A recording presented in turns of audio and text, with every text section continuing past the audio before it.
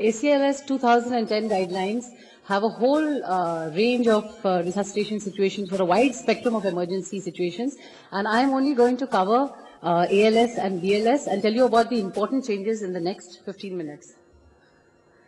Now, sudden cardiac arrest is a leading cause of death in many parts of the world. Now, we don't have data from India, but almost 350,000 resuscitations are performed in the United States and Canada from sudden cardiac arrest. Now, this is only the tip of the iceberg, because this only reflects those people who get resuscitation. But there are lots of cardiac arrests that are not even reported and don't get resuscitation.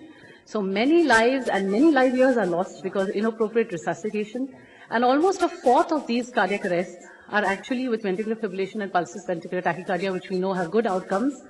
So sudden cardiac arrest continues to be an all too common cause of premature death, and even a small incremental improvement in survival can translate into thousands of lives being saved. So it's an important public health issue. Now, you're all aware of the recent guidelines. There's the ILCOR, that is the International Liaison Council on Resuscitation, and this council is formed with members from various resuscitation associations from various parts of the world, and they all get together, and it is based on the most comprehensive current and review of literature to integrate resuscitation science with real-world practice. And every 5 years they come up with guidelines, and the AHA has now published this in circulation, which is available as a free download.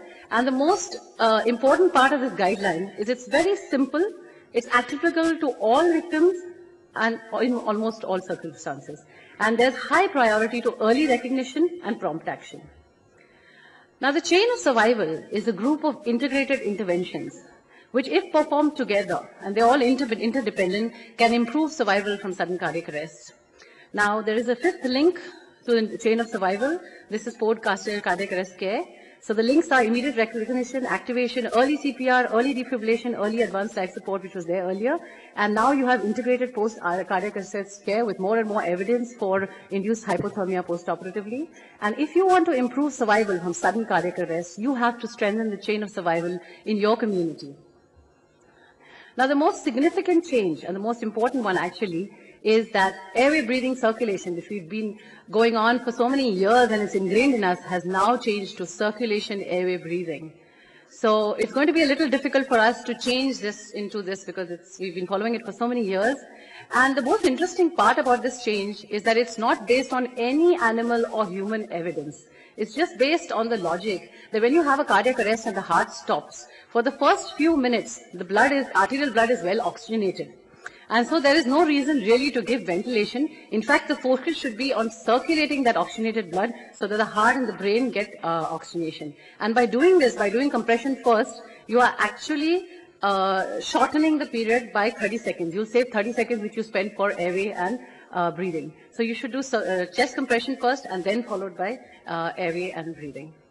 Now, if you look at the new BLS algorithm, it's a very simplified algorithm, and it's a circular pattern. So you could do all of this sequence in a choreographic pattern. It's not like you have boxes where you do one after the other.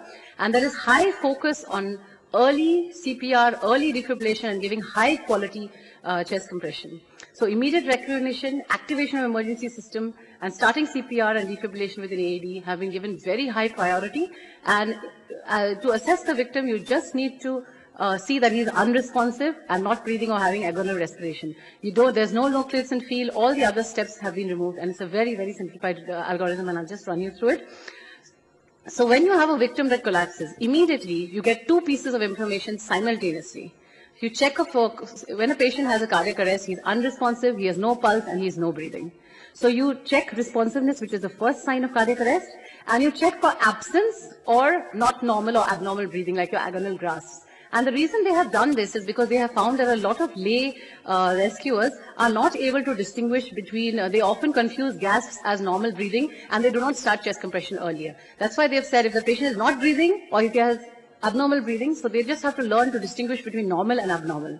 There is no look, listen, and feel. There's no checking for breathing. So simultaneously, you see patient is not responding and patient is either not breathing or gasping. You immediately activate the emergency system and call for help.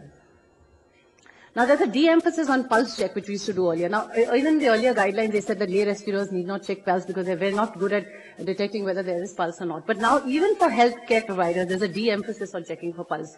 Because if they say if the patient is not responding and he is having gas, he's progressing towards the cardiac arrest, and don't waste time to do it. However, if you're a healthcare provider, you may check pulse, but this should be done for no more than 10 seconds. Within 10 seconds, if you're not able to feel a pulse, or you're not sure, you immediately proceed to giving chest compression. So after you've activated the system, you immediately start chest compression. Now, the site for the chest compression remains the same. I'm going to focus a bit on this because there are a lot of changes on this.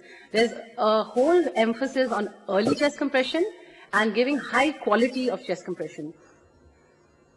Now, lay providers need not, they can give only compression CPR. So they need not do airway, they need not be breathing, and they can directly progress to doing just chest compression. And the reason for this is because a lot of people, they do not prefer to do airway and mouth-to-mouth breathing, a lot of lay rescuers. And the other thing is that that's actually the most difficult part, opening the airway and giving rescue breaths. So if you go directly to chest, so it often delays giving early chest compression because they go into airway and breathing very slowly. So lay rescuers now only have to give chest compression. There's no airway, there's no breathing. They see a patient is not responding and he's not breathing, or the breathing has stopped, he immediately starts the chest compression. Now, 100 times per minute is at least 100 times per minute. Now, the number of chest compression given per minute has a high impact on the outcome of the patient. There's increased survival with more compressions per minute. So if you say at least 100 times, so you may do 120, but you have to make sure that you give at least 100 chest compression. 30:2 ventilation compression ratio, 5 cycles, 2 minutes of uninterrupted chest compression. There is a high focus on minimizing interruptions during chest compression. So the only time you should interrupt chest compression is when you're intubating the patient or you're defibrillating. And even when you're defibrillating, it's only when you're absolutely ready to give the shock. The chest compression should progress until then. So there's no minimal interruption. And even after giving chest compression, the pulse check is not required. You can immediately attach the defibrillator. So this is the important change. And the compression depth has become 2 inches of sternal depth. So earlier it was 1.5 to 2 inches, but they don't want to give a range and confuse people. So they've said at least 2 inches of chest compression. And the other thing is a healthcare provider, every 2 minutes, that's after giving 5 cycles of compression and ventilation, they should interchange their position because now the compression rate is higher and it's labor intensive, and so to prevent exhaustion, they should interchange the position. So after doing compression, that is giving 30 compression, then you proceed towards airway and rescue breaths after the first set. And you deliver 2 breaths. Now, each breath is given over 1 second. It's a SOAP breath. Now, you can do a head tilt chin lift maneuver or a jaw thrust maneuver. In trauma patients, of course, you would not prefer to do a head tilt chin lift. However, opening the airway is a class 1 intervention. And if for some reason, very often, especially when they have cervical collars, you're not able to open the airway, in these patients, if by jaw thrust you are not able to give rescue breathing, you can tilt chin lift in patients with cervical spine injury. And the most important thing that you should look for is that the chest must rise. Now, there is also some evidence that you could give for the lay rescuers that out of hospital you could give passive oxygen to these patients. You could put an airway in, and since they're doing only compression, ventilation, only chest compression, they could give passive oxygen to these patients. However, there is not very strong evidence to recommend this, but there are a few studies which suggest that passive oxygen could be given to the patient. Now, attach the defibrillator as soon as it's available. Even if you start compression or whatever phase it is available, it should be attached. Because for every minute that defibrillation is delayed, your chance of survival decreases by 7 to 10%. So if I come to a patient and attach the defibrillator 5 minutes late, I have already reduced his chance of survival by 50%. So as defibrillation, huge emphasis on this, and you should minimize the interruption of chest compression. So when you're absolutely ready to give the shock, only then should you stop the compression and resume, and no need for a pulse check after you defibrillate. You immediately resume compression. Now, there are a couple of changes with electrical therapy. Now, AEDs usually are used for lay rescuers outside the hospital, paramedics, but you should consider using this even in hospital, even with healthcare personnel. AEDs can also be, earlier the recommendation was only from the age of 1 onwards, but now even for infants, with or without a pediatric dose attenuator, you could use this. Also the thing about whether you should give a shock first or CPR. Now, out of hospital, since most of the VF and VTAC arrests progress into an asystolic arrest by the time you reach the victim, that you give 2 minutes of chest compression and then you shock the patient. But in hospital, there isn't yet insufficient data to start chest compression and then follow the defibrillation. So you should start early defibrillation. The evidence doesn't support this. Now, electrode placement, earlier, it was only the anterior lateral pad position, but now you can use any of the three alternate pad positions, anterior left interscapular, anterior right interscapular. So any of these positions are acceptable. The energy levels remain the same, biphasic 120, 150 to 200. And if you're not sure, use the highest on the defibrillator, and the subsequent shocks you may use higher energy. And if you're using more, if you don't have, biphasic is preferred, but if you have a monophasic defibrillator, it's acceptable. You use 360 joules instead. And we have waveform analysis. There's lots of literature on that, but there is insufficient data to say that your defibrillation should be based on waveform analysis. The precordial thumb may be considered. Now, again, this is only if you do not have a defibrillator and you have a ventricular fibrillation or a pulsus ventricular tachycardia, only then you may consider using a precordial thumb. And pacing is not routinely recommended for patients with asystolic cardiac arrest anymore. There's a high focus on team resuscitation. Now, a kind of choreographed activity. Now, earlier the guidelines would be you do A, then you do B, then you do C. Now it's not like that. Everything happens simultaneously. There's high emphasis on educating the team, getting everybody together. Somebody will go and call for help. Somebody will give bag mask ventilation. So all these events can also happen. Tasks can also be performed simultaneously. Now, if you look at the advanced cardiac algorithm, it's almost like the basic life support. In fact, it's the same. So there's a huge emphasis. It's a circular pattern, an emphasis on reinforcing everything that is done in the BLS. And there's a high focus on effective chest compression and early defibrillation, even in the advanced cardiac life support. And there's a de-emphasis on the drugs, devices, and distractors. Of course, we take IV lines and we give drugs and we intubate the patient, but they say that none of these interventions should hamper giving effective, high-quality chest compression and delay your defibrillation. So about CPR quality, you continue to do the points that I just mentioned about in chest compression, but over and above that, during advanced cardiac life support, you have quantitative waveform capnography. So now you need to use capnography not only while you intubate the patient, but you should look at the partial pressure of the end-tidal carbon dioxide. And if it is less than 10, then you should attempt to improve your CPR quality. And you can either actually use the feedback from your ETCO2 to guide your chest compression. And if you have an arterial line in place, if the relaxation phase, the diastolic pressure is less than 20, then you must attempt to improve your quality of CPR. Now, advanced airway and breathing. Now, if you are not confident with intubating a patient or you're not unable to put a supraglottic or airway device, you can continue to do bag mask ventilation even in your advanced cardiac life support setting. The routine cricot pressure is not recommended. Now, cricot pressure we use to prevent gastric insufflation and aspiration, but there are reports that aspiration occur even with giving cricot pressure, and it also makes bag mask ventilation a little difficult. So largely it is used only to facilitate intubation. So routine use is not recommended. Waveform capnography, not only to confirm but also to monitor your performance during chest compression. And then you have to avoid excess ventilation. You give one breath every 6 to 8 minutes, or you give every 6 to 8 seconds, or 8 to 10 breaths per minute, and you have to avoid excess ventilation. Now, the whole reason for this is because even when you give the best quality chest compression, you are able to deliver only 1/3 of the cardiac output. So there's very less pulmonary flow, so there isn't actually need to give that much ventilation because the flow is reduced. So you avoid excess ventilation. Now, the capnography ventilation during intubation, now capnography has 100% sensitivity and specificity to detect endotracheal intubation.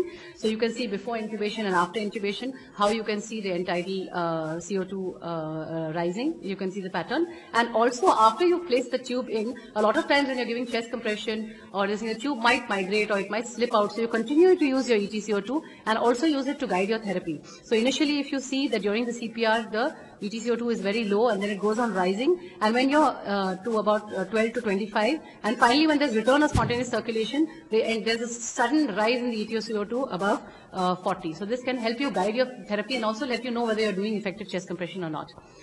Now, though drugs and IV lines, taking all this and intubation is not a very high priority, of course we do take an IV line at the earliest, and we give the route of administration is IV, and the second preference is the intraosseous route, and the epinephrine and vasopressin should be given for all cardiac arrest rhythms. Amiodarone can be given if there's refractory or recurrent ventricular fibrillation or ventricular tachycardia, and the same dose. The real change with the drugs is you do not give atropine anymore. The evidence suggests that routine use of atropine which we used to give for SSTD and PA, is no longer likely to have any therapeutic benefit, so we shouldn't waste time giving atropine. So give epinephrine for all and give amiodarone if there is a refractory VF or VT. And of course, we need to review the most important causes. Now, you might give the best chest compression and you might give the best defibrillation. You might give defibrillation early, but if the patient's potassium is going to be 8, this patient is going to die. So you need to see why did this patient have a cardiac arrest, and you need to review the 5 most, what we call the 5 H's and 5 T's, and with whatever the reversible causes, you want to try to reverse them, because unless you do this, the patient is unlikely to have survival. Now, the 5th link in the chain of survival is the post-cardiac arrest care.